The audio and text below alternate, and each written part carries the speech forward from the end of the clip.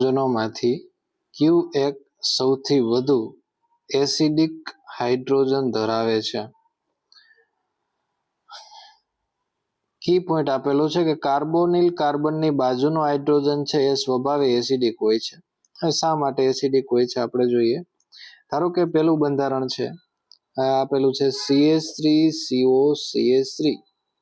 તો એમાં જે આ કાર્બોનિલ કાર્બન છે, તો એ કાર્બન છે એ plus delta partially positive charge ધરાવે છે. શા માટે?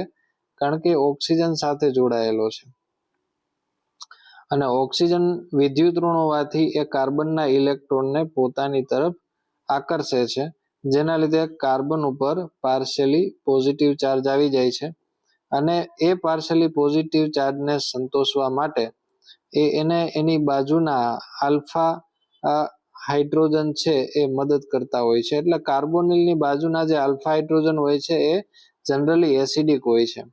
તો આપણે આ પ્રશ્નની અંદર એ શોધવાનું છે કે કયા સંયોજનમાં સૌથી વધુ એસિડિક હાઇડ્રોજન આવેલો છે.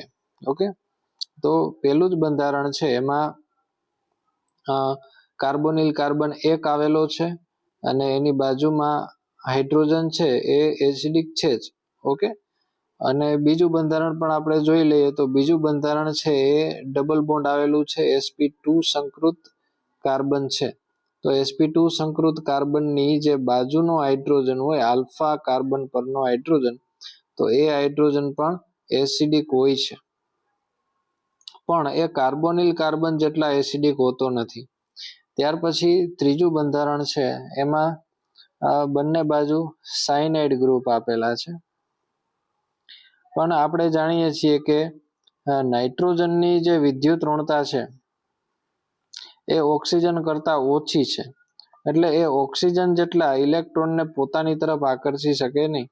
અને ચોથું જે બંધારણ આપેલું છે તો એમાં જે આ હાઇડ્રોજન આપેલો છે તો એ સૌથી વધુ એસિડિક આપણે કહી શકીએ. શા માટે?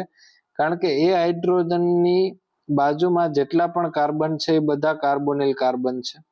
ટોટલ 3 કાર્બોનિલ કાર્બન અહીં આવેલા છે. એક કાર્બોનિલ કાર્બન છે, બીજો કાર્બોનિલ કાર્બન છે અને આ ત્રીજો કાર્બોનિલ કાર્બન છે. ટોટલ 3 કાર્બોનિલ કાર્બનની અસર જે થાય છે, જેના લીધે આ જે કાર્બન છે એ સૌથી વધારે પોઝિટિવ ચાર્જ બને છે અને એના કારણે એ વધારે એસિડિક છે. તો આપણો જે ફાઇનલ આન્સર છે એ છે ડી.